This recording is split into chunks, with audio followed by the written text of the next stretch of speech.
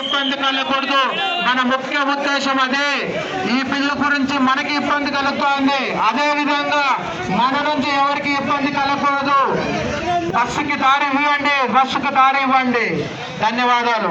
రమేష్ మాట్లాడుతున్నా.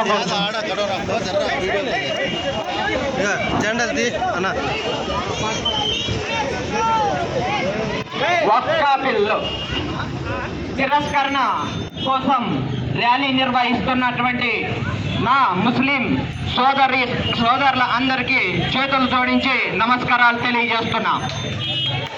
ఈరోజు వక్ఫ్ అనేది ముస్లిం సామాజిక వర్గం యొక్క అనాది నుంచి వస్తున్నటువంటి అల్లాహ్ సంబంధించినటువంటి భూములని ఆస్తుల్ని కాపాడుకునే దానికోసమే వక్ఫ్ బోర్డు ఏర్పాటు చేసినారు.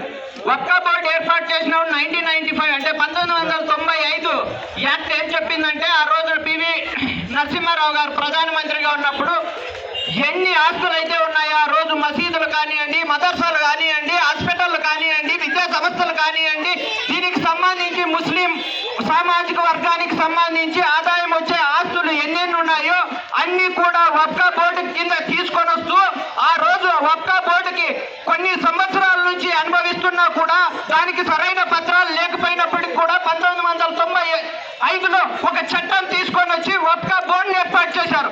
అంటే ఎన్నో సంవత్సరాల నుంచి వక్ఫ్ బోర్డు కింద ఉన్న ఆస్తులన్నీ ముస్లిం సామాజిక వర్గానికి వక్ఫ్ బోర్డుకే చెందుతాయని ఆ రోజు తెలిపింది. వక్ఫ్ బోర్డు ఏర్పాటు చేసినప్పుడు ఏమైనా సమస్యలు వస్తే వక్ఫ్ ట్రిబ్యునలే తీర్చాలి, దానికి ఒక కమిషనర్ ఉండాలి, కమిషనరే తీర్చాలని ఆ రోజు వక్ఫ్ బోర్డు ఏర్పాటు చేశారు.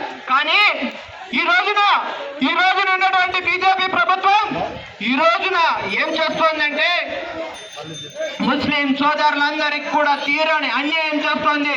ఎందుకంటే ఇంతకు ముందు ఏదైనా సమస్యలు వచ్చినప్పుడు ఆ సమస్యని వక్ఫ్ ట్రిబ్యునల్ ఆడున్నటువంటి వక్ఫ్ కమిషనర్ తీర్చేదాన్ని లేకోకుండా ప్రభుత్వం ఇన్వాల్వ్ చేస్తూ దాన్ని కలెక్టర్ గారికి అధికారాలు ఇచ్చారు. ఈ రోజున ఇంకొకటి ఏమిటంటే, మీరు ఇంతకు ముందు ఉన్నటువంటి అనుభవిస్తున్నటువంటి ఆస్తులకి సరైన పత్రాలు చూపించాలని ఈ రోజు వక్ఫ్ బోర్డు చట్టం చేస్తోంది 2025. దీన్ని పూర్తిగా వ్యతిరేకిస్తున్నది వైఎస్ఆర్ కాంగ్రెస్ పార్టీ.